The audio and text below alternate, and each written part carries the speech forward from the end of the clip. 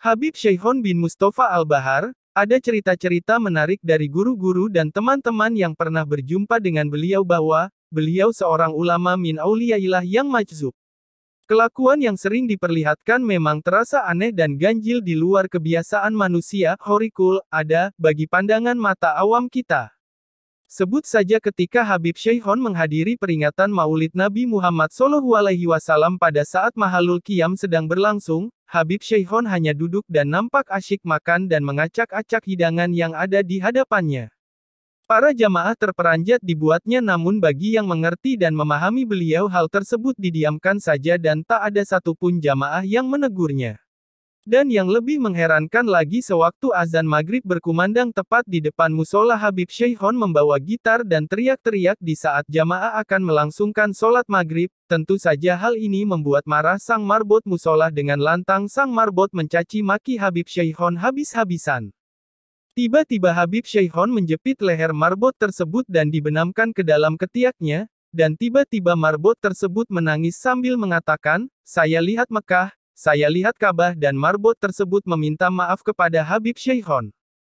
Menurut seorang kerabat beliau bernama Sania Ibrahim, bahwa untuk dapat bertemu dengan Habib Syaihon mudah saja asalkan punya niat yang baik untuk bersilaturahim.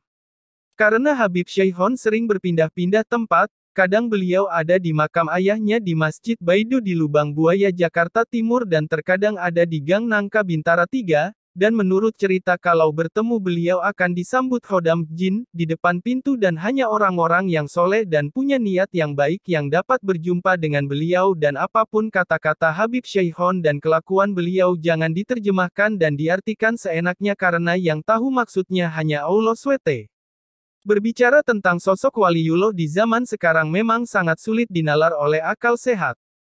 Kalau zaman dahulu sosok waliullah dapat dijumpai di setiap daerah karena derajatnya ditinggikan dan ditampakkan karomahnya oleh Allah SWT sebagai himatul ummah, sosok manusia yang mempunyai karisma dan karomah tinggi di hadapan umat seperti kisah perjuangan Wali Songo. Tapi di zaman sekarang derajat dan karomah kewaliaan tidak semua ditampakkan dan banyak para waliullah menutup diri dari pandangan sifat manusia karena takut terjadi fitnah di tengah umat karena kehidupan manusia yang selalu berubah cenderung kepada kehidupan duniawiyah dan jauh dari ilmu agama.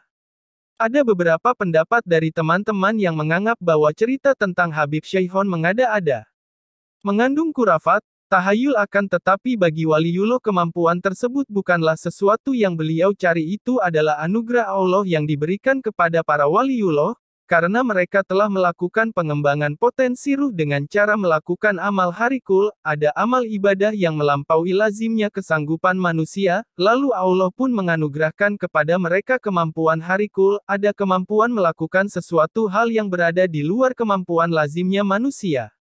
Teman-teman yang menolak karamah al-aulia, disebabkan mereka tidak mengetahui persoalan ini kecuali kulitnya saja. Mereka tidak mengetahui perlakuan Allah terhadap para wali.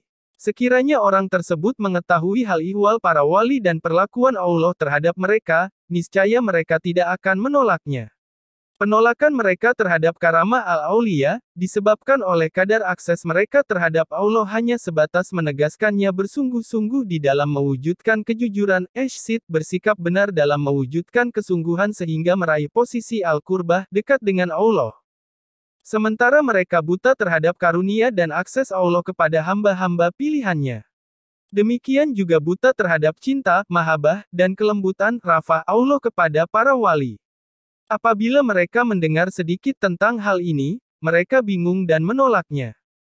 Karomah yang dimiliki para wali adalah merupakan sesuatu perkara yang terjadi di luar kemampuan akal manusia biasa untuk memikirkan atau menciptakan perkara itu. Karomah diberikan Allah kepada hambanya yang sudah terang kebaikannya, salehnya, setiap sikap perbuatan dan ucapannya serta keadaan hatinya selalu bergerak sesuai dengan tuntunan ajaran Islam yang dibawa oleh Rasulullah SAW, baik dalam segi syariah atau akidah serta akhlaknya. Oleh karena itu bagi waliullah dengan karomahnya kadang-kadang tampak keanehan-keanehan baik dalam sikap tindakan dan ucapan yang tidak begitu saja mudah bagi akal manusia biasa untuk memahaminya.